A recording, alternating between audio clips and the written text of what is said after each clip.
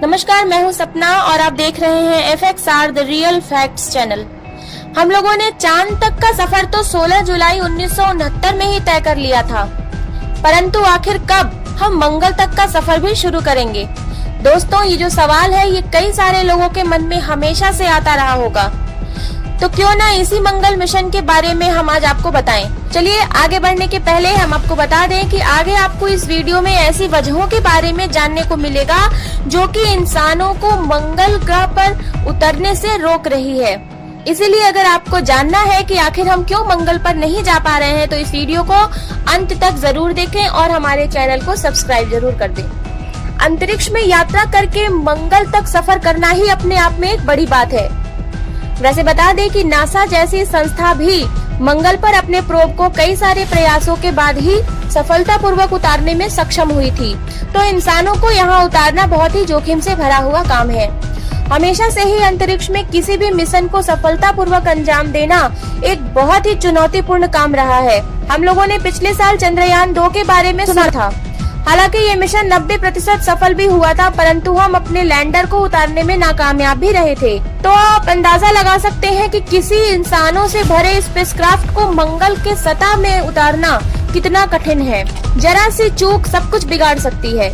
जी हाँ दोस्तों, हम आपको बता देना चाहते हैं कि मंगल का अपना कोई वायुमंडल नहीं है। जी हाँ, इसीलिए मंगल का सतह ताप को अपने अंदर संग्रहित करके नहीं रख पाता, जिससे इसका तापमान बहुत ही ज्यादा ठंडा हो जाता है।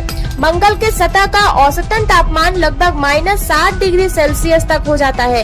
हालांकि कुछ वैज्ञानिक ये भी कहते हैं कि मंगल पर वायुमंडल है, परंतु वो पृथ्वी के वायुमंडल की तुलना में 100 गुना ज्यादा पतला है। ध्यान देने वाली बात ये है कि पृथ्वी के ही तरह ही मंगल के ध्रुवीय इलाकों में तापमान लगभग -125 डिग्री सेल्सियस तक भी पहुंच जाता है। तो आप अंदाजा लगा सकते हैं कि इस वातावरण में इंसानों का रहना कितना कठिन होगा। क्या आप जानते हैं कि अंतरिक्ष में किसी भी 1 किलो वजनी चीज को भेजने के लिए कितना खर्च आता है?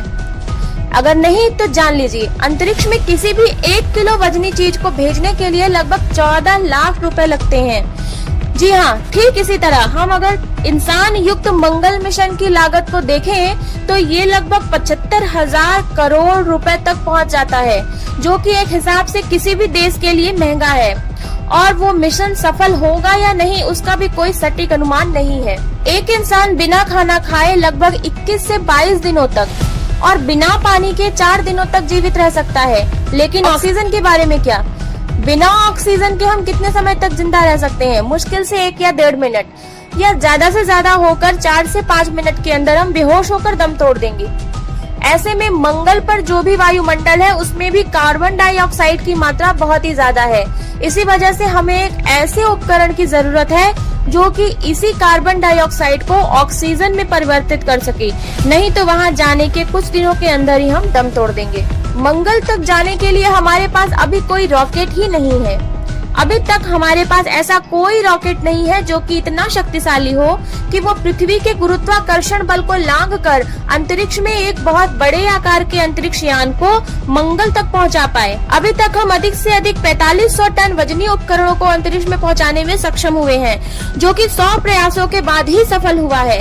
तो इंसान युक्त मंगल के मिशन में लगने वाला अंतरिक्ष यान तथा इसके उपकरण इससे भी कई अधिक भारी हो सकते हैं, और इसके लिए हमें एक ऐसे ताकतवर रॉकेट की जरूरत है। वैसे इतनी शक्तिशाली रॉकेट शायद हमें जल्द ही मिल जाएगा, क्योंकि नासा और स्पेस एक्स इसके ऊपर काफी दिनों से तत्परता से काम कर रहे हैं।